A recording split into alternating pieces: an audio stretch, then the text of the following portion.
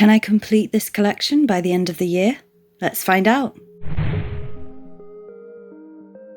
Hey Embers, and welcome to the start of a new series from me. So, one game franchise I've talked about quite a bit on this channel is the Mystery Case Files games. I used to play them with my mother when I was younger, and although I'm not a huge Hidden Objects fan, I do believe that the Mystery Case File games are the best games for the Hidden Objects games genre. So what exactly is this challenge about?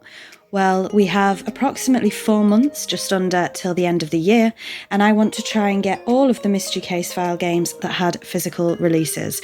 So I'm going to talk to you a little bit about that, and then I'm going to show you the games that I already have, because I do have a bit of a head start. So the Mystery Case Files games were originally developed by Big Fish Games. Some were developed by iPix Entertainment, Elephant Games and Grand MA Studios. It looks like Grandma, but the MA is highlighted, so I think it's Grand MA Studios. The series started in 2005 and it's still ongoing. So at time of this recording, there are 25 mainline games in the franchise and 4 spin-off / tie-in games in the franchise. 16 of these games have physical releases. Some are on multiple platforms, which makes a grand total of 19 physical games I need to complete the collection. Like I say, I do have a head start on that.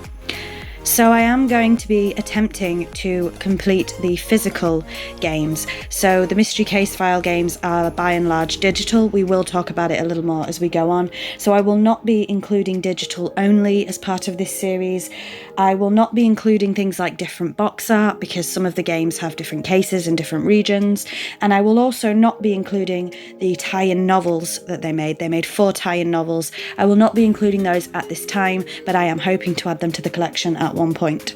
So I'm going to go ahead and show you the ones that I already own, and then we'll quickly talk about the ones that I need to add to the collection and the ones that I cannot add to the collection. So starting off, I have the first game of the series, Huntsville, on PC.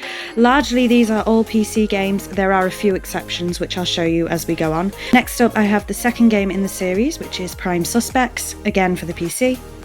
And then in a different box, but again remember I won't be classing different box art for this series, we have the third game in the series and potentially the best, at least the best ongoing storyline, and that is Ravenhurst. This one is highly acclaimed and has sold millions of copies.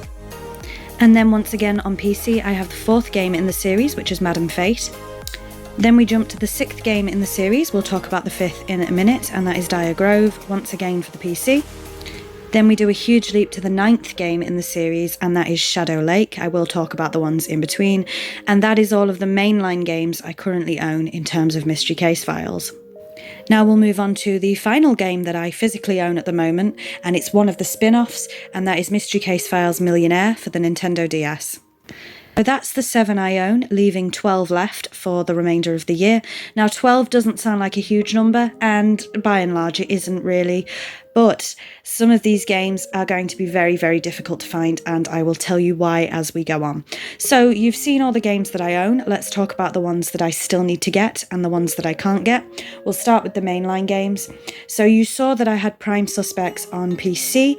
I also need to acquire that on Nintendo DS. Again, for Ravenhurst, I have that on PC. I also need to get that on Nintendo DS. The 5th game in the franchise is Return to Ravenhurst. I need to get that one on PC and on 3DS. Then I showed you that I had Dire Grove on PC. I also need to get that one on the 3DS. Then 13th Skull is the next game in the series. I need to get that on PC. Next up we have Escape from Ravenhurst. I need to get that one on the PC. After that is Shadow Lake, which I've shown you I already have. The one after that is Fate's Carnival, which I need to get on PC. Dire Grove, Sacred Grove is the next game, again for PC. Now this is where it gets a little bit complicated. So all of the ones I've spoken to you about so far should be fairly easy to get for the collection. A couple of pounds from CEX, a couple of pounds from eBay. This is where it gets complicated. So the next 2 games in the series are Key to Ravenhurst and Ravenhurst Unlocked. Again, both on PC there. I've done some research. It's quite difficult to research this because most people buy the Mystery Case Files games digitally. Key to Ravenhurst and Ravenhurst Unlocked You can only get these two, as far as I've seen, as a double pack, and they are sort of US exclusives. The only place I've seen this double pack being sold is the US, so this might be a little bit more difficult to acquire. Similarly, the next game in the series, Broken Hour, once again for PC, had a very limited run release, again US only, so that might be a little difficult to find. And in terms of the main games, that's actually it, because the next games in the franchise, which are The Black Veil, The Revenant's Hunt, Rewind, The Countess, Moths to a Flame, Black Crown, The Harbinger, Crossfade, Incident at Pendle Tower, The Last Resort, and The Dharma Legacy, none of those have received physical releases at all. They're digital only. Finally, we need to talk about the spin-offs. And there's only 4 of them, like I mentioned earlier. I have one of them. I showed you Millionaire on the DS. The first spin-off that was made was Agent X. This was for GLU, Glue Mobiles only. I think that's how you say that. So unless I can find a Glue Mobile with the game installed, and even then I don't think I can play it because it was in episodes, then Agent X is not feasible for this. And it's clearly not a physical copy if it was mobile only. Something I haven't mentioned here is some of the Mystery Case Files games were released on Android and iOS. For obvious reasons, they do not feature in this challenge. They're not included. In terms of the spin-offs, like I mentioned, I've got Millionaire. The only other one I need is the Malgrave Incident on Nintendo Wii. It's the only Nintendo Wii game that in the entirety of the Mystery Case Files games. That one, again, is fairly easy to pick up. And I might as well mention it because I've spoken about all the others. There was another spin-off which was called Spirits of Blackpool. However, it was released in Canada only as a digital release, and it was very buggy, very glitchy, and they decided to shelve it and didn't release it in any other part of the world. Here they all are again to end off the video. Like I say, this is probably not the most exciting challenge out there, and it's a series that I've always wanted to finish, if I'm honest with you. So it is definitely an attainable goal. The US only ones might prove a little more difficult to find, but I think giving myself 4 months with the finances that I do have, I do think that this is an attainable goal.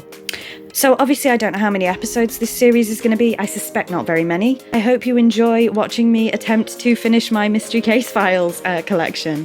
Thank you very much for watching, and until next time, bye EMbers.